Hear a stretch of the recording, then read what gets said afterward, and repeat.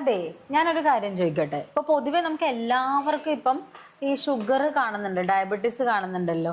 ശരിക്കും എന്താണ് ഈ ഷുഗർ എന്ന് പറഞ്ഞത്? നമ്മുടെ ബ്ലഡില് ഷുഗറിന്റെ അളവ് കൂടുന്നതിനെയാണ് ഡയബറ്റീസ് അഥവാ ഷുഗർ എന്ന് പറയുന്നത്. ഓക്കെ. അപ്പൊ ഇതിന്റെ ഒരു പ്രധാന കാരണം എന്നുള്ളത് ഇൻസുലിൻ റെസിസ്റ്റൻസ് എന്ന് പറയുന്ന ഒരു കണ്ടീഷനാണ്.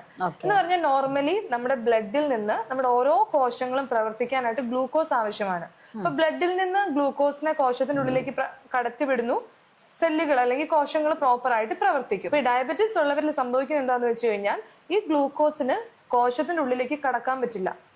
അപ്പൊ ക്രമാതീതമായിട്ട് പതിയെ പതിയെ അതിന്റെ അളവ് ബ്ലഡില് ഷുഗറിന്റെ അളവ് അല്ലെങ്കിൽ ഗ്ലൂക്കോസിന്റെ അളവ് കൂടി വരും. അങ്ങനെയാണ് ഡയബറ്റീസ് എന്നൊരു കണ്ടീഷനിലേക്ക് മാറുന്നത്. പൊതുവെ ഷുഗർ പേഷ്യൻസിന് ഈ ചോറ് അല്ലെങ്കിൽ നമ്മുടെ കപ്പ, കാച്ചില് അങ്ങനെയുള്ള കിഴങ്ങ് വർഗ്ഗങ്ങളൊക്കെ ഒഴിവാക്കാനായിട്ട് പറയുന്നില്ലേ?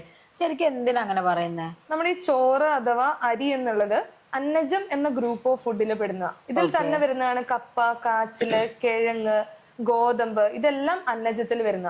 അപ്പൊ ഇത് നമ്മൾ കഴിക്കുമ്പോൾ സംഭവിക്കുന്നത് എന്താണെന്ന് വെച്ച് കഴിഞ്ഞാൽ ഇതില് ഗ്ലൈസീമിക് ഇൻഡെക്സ് കൂടുതലാണ്. എന്ന് പറഞ്ഞു കഴിഞ്ഞാൽ നമ്മൾ ഇത് കഴിച്ചു കഴിഞ്ഞാൽ ഉടനെ ബ്ലഡിൽ ഒരു ഗ്ലൂക്കോസിന്റെ സ്പൈക്ക്, ഒറ്റയടിക്ക് ഗ്ലൂക്കോസ് കയറാനായിട്ട് ഇടയാവും. കുറച്ച് കഴിയുമ്പോൾ ഇത് അതുപോലെ ഡൗൺ ആവും. അപ്പൊ വീണ്ടും നമുക്ക് വിശപ്പ് തോന്നും. അപ്പൊ വീണ്ടും ഇത് കഴിക്കും. അപ്പൊ അങ്ങനെ കൂടുതലായിട്ട് ഈ ഗ്ലൂക്കോസ് സ്പൈക്കും ഡൗണും സംഭവിക്കുമ്പോൾ ക്രമാതീതമായിട്ട് ബ്ലഡിൽ ഷുഗറിന്റെ അളവ് കയറാനുള്ള ചാൻസ് ഉണ്ട്.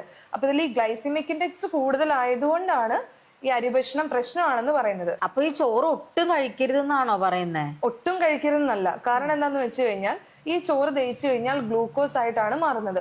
ഈ ഗ്ലൂക്കോസ് ആണ് നമ്മുടെ ഓരോ കോശങ്ങളും പ്രവർത്തിക്കാൻ ആവശ്യം. അപ്പൊ നമുക്ക് എനർജിക്ക് സത്യം പറഞ്ഞാൽ ഈ അന്നജം ഗ്രൂപ്പിൽ പെടുന്ന എല്ലാ ഫുഡുകളും ആവശ്യമാണ്.